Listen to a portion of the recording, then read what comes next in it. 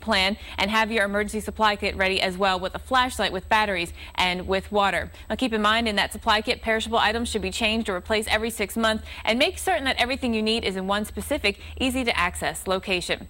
Now, with the storm in the making, let's go over to Eric with the latest on current weather from coast to coast. All right, let's take a look at what's going on. We want to start off with Detroit, I believe, this morning. Hopefully, there we go. Detroit, Michigan, 33 degrees, some clouds in the sky, but the weather fairly tranquil for today. And as we look at the forecast, we are going to be talking about most of the heavier rainfall just to your south. Good news for the Motor City, bad news for Indiana, Illinois, and Ohio, where we're anticipating some very heavy rainfall. Let's check our live action radar right now. Not much happening. A few snow flurries across I-75. Nothing of major consequence this morning, so good news. We have had some locally heavy snow, an overachieving snow event. Most of the reports from Connecticut into Rhode Island, Boston, 1 to 3 inches. But Lawrence, Massachusetts, 6 inches, and a few locations in southern New Hampshire up to 4 or 5. This is an area as we move across Tennessee where it's kind of in the battle zone between warm and cold air. We're going to see scattered thunderstorms all day. The severe arrives this evening into tonight. Dime-sized hail has already been reported. So we're looking at the storms, and we're going to look at the severe weather later on in the day. We take a look out west. We've got our area of low pressure here. It's across Arizona. That's going to scoot to the east along with its energy, and that is going to energize our next storm system and bring about that threat for severe weather. So all things start in the west and across the Seattle region. We've got winter storm warnings up again. 3 to 5 inches of snow in Seattle through tomorrow night. We have avalanche warnings for the backcountry hikers and skiers. Be very careful out there on the slopes. Jen, over to you. Well, another severe weather event may cap off the weekend in some of the same areas of the south that were just hit a few days ago. So here's the setup. We'll show you what's going on. We have our front right now. It's a warm front that pretty much stretches across the country.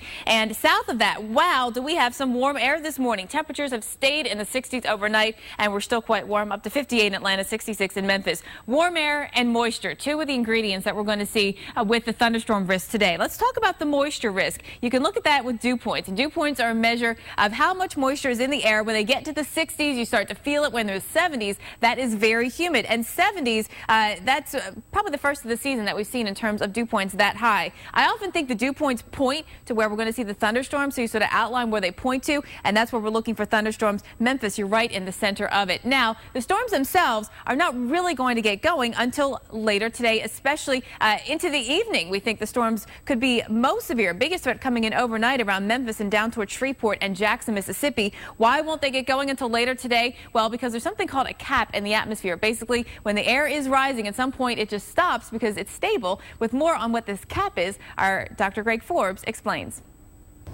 When we're talking about the possibility of severe thunderstorms, you often hear us talk about a cap. Let me show you what that is. A cap is a warm layer aloft. It's important because it can inhibit thunderstorm formation. Thunderstorms are like hot air balloons. They only will form and rise if they're warmer than the air that they're going into. So that cap often inhibits them. But upper air disturbances can lift off that cap or bring in colder air aloft to remove the warm air. And that allows the thunderstorms then to often develop explosively. So we can go from clear skies to severe thunderstorms within a half hour when that cap breaks. Back to you. All right, thanks for that, Dr. Forbes. For more on the tornado risk out of this system, we'll go to Eric. I want to show you our exclusive Torcon forecast. We have some high values. That means a big threat for some severe weather as we head into the day today. So for southeast South Dakota, I should say, a 3 out of 10 here. You do notice the red area just east of Dallas working through places like St. Louis. This is going to be the start of our severe weather outbreak. Once it pops late this afternoon into the early evening, it is going to race off toward the east. So this is the overnight Torcon. We're looking at northwest Arkansas, 6 out of 10. It's a 6 out of 10 chance for a tornado within 50 miles of your home.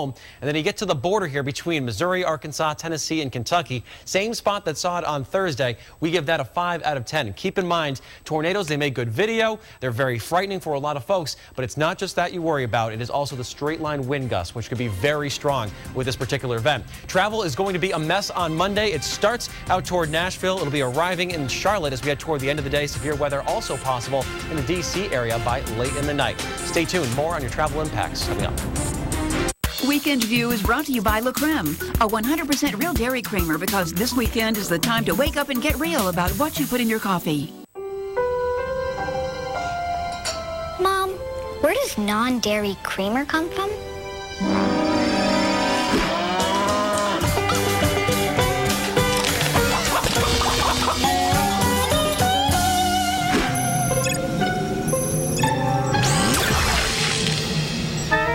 Get real about what you put in your coffee. La Creme, real